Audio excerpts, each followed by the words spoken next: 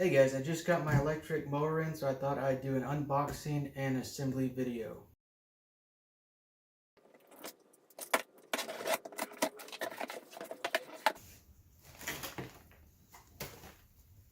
Looks like something got crushed here.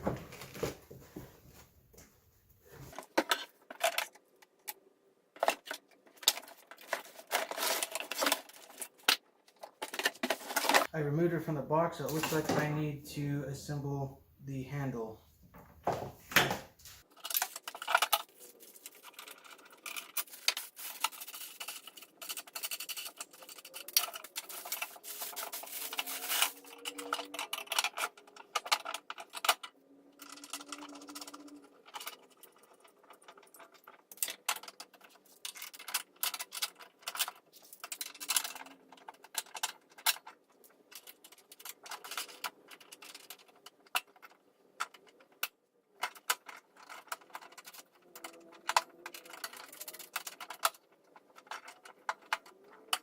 Well, I guess that's it. So now I'm going to plug it in and see if it starts.